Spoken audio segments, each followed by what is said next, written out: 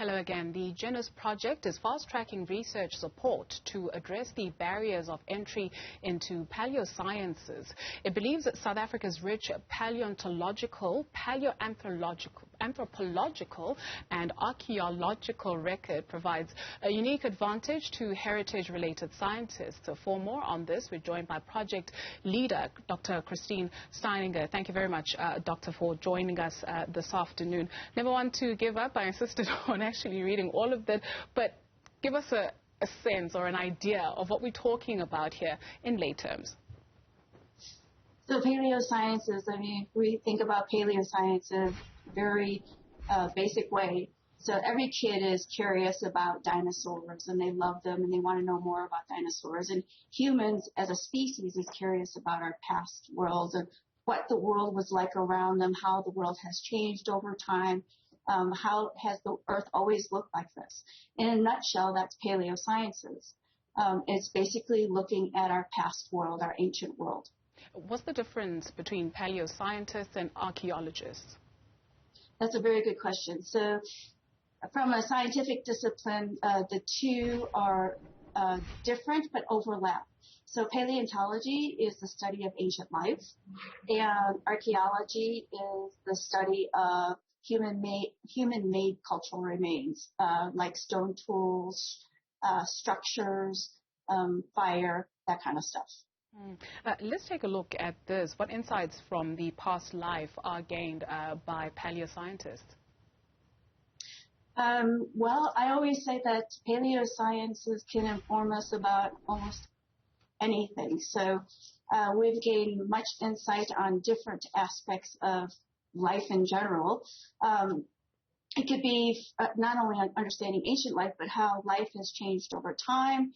How does the past inform the future? How did climate change affect mammals and their community, which is biodiversity?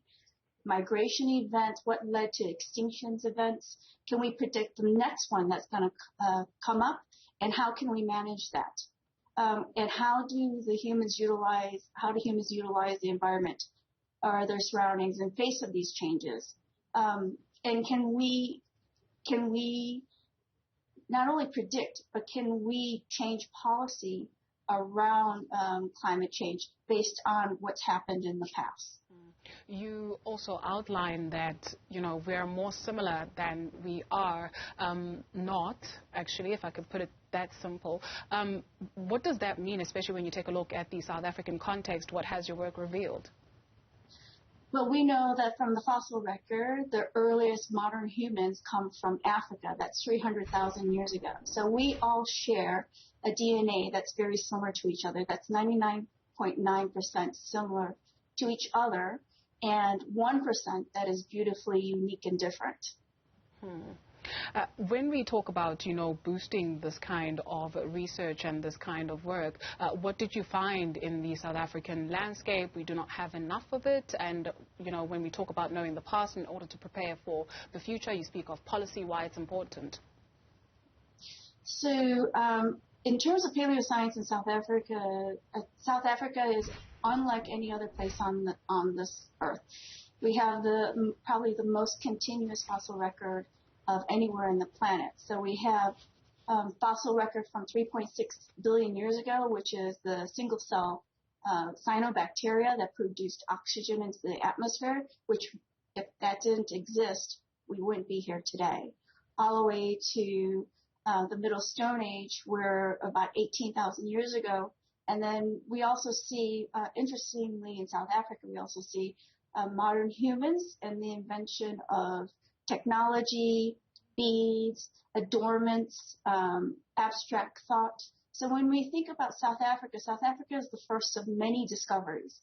So the first discoveries of tetrapods coming out of the ocean, the first of sharks, the first of fishes, the first of plants, the first of one of the first of mammal-like reptiles, the earliest dinosaurs, and human evolution that we find in the cradle of humankind close to the city of Johannesburg.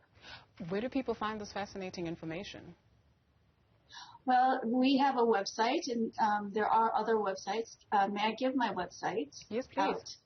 It's www.genus.africa. And we have news stories that come out almost on a daily basis, not only from our discoveries, but the impact of paleoscience into the modern world. So how do we use some of the stuff that we look at in the past to inform what's going to happen into the future?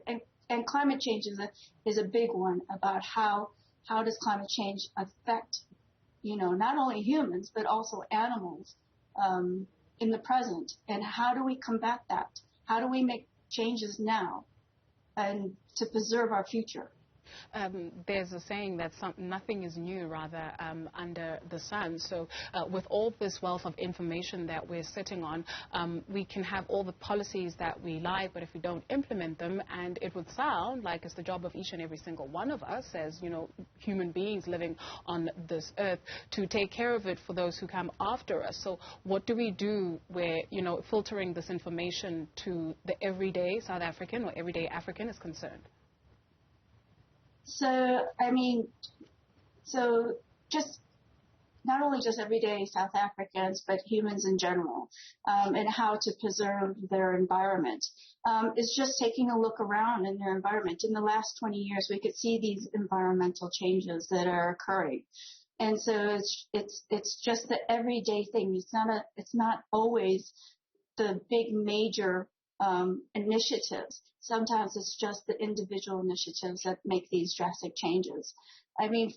If we think about the South Africa and why they should take pride into their fossil heritage, not only is the very first modern humans from South Africa, and we have very many first discoveries. We think about how the fossil record can also help with economic growth. And so tourism plays a big factor. There's a lot of tourist destinations for not only fossil sites, but archaeological sites and heritage sites. And also the mining industry needs paleoscientists because we help inform them based on the ancient life forms that we find on land and in the sea to look for mineral resources. Dr. Christine Steininger is Genus Project Director. Thank you very much for availing yourself.